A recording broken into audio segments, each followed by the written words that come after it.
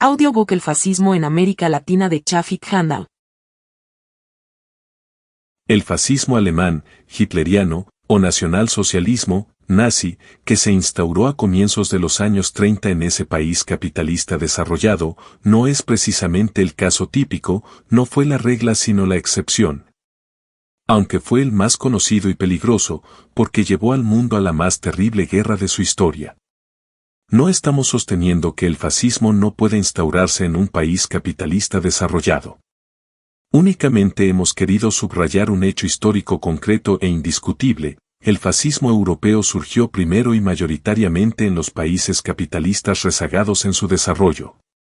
Hecho que obliga a reflexionar a quienes vivimos y luchamos en países que, como los latinoamericanos, muestran rezagos y una crisis de estructura parecidos a los de aquellos países de Europa que fueron la cuna del fascismo durante los años 20 y 30.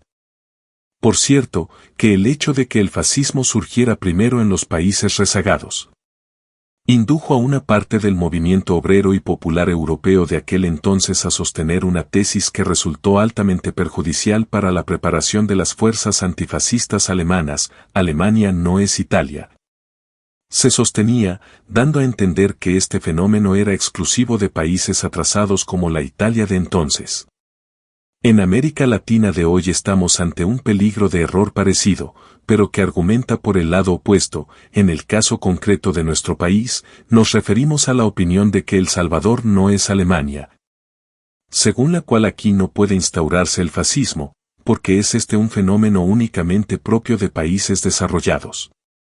Los países que llegaron tarde al capitalismo, aunque en algunos casos iniciaron esa marcha con sus propios procesos internos, recibieron el impulso mayor por las vías del comercio internacional, del desarrollo de los medios de comunicación, ferrocarriles, puertos, etc., y desde ahí hacia otras ramas de la economía, pero el capitalismo se expandió en ellos sin liquidar totalmente las estructuras feudales, ni el régimen político feudal.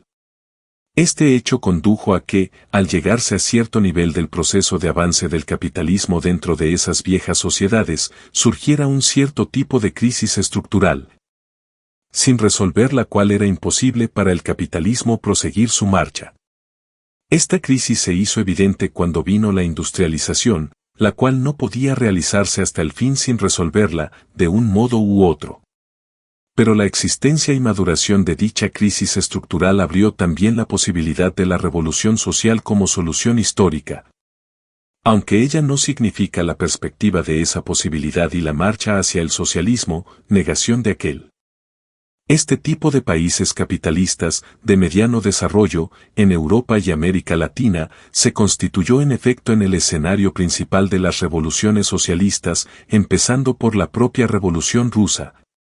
1917. Esto era así tanto por el hecho de que en esos países ya existían premisas materiales para la revolución socialista, como porque el capitalismo a escala mundial había llegado, con la Primera Guerra Mundial, al inicio de su crisis general.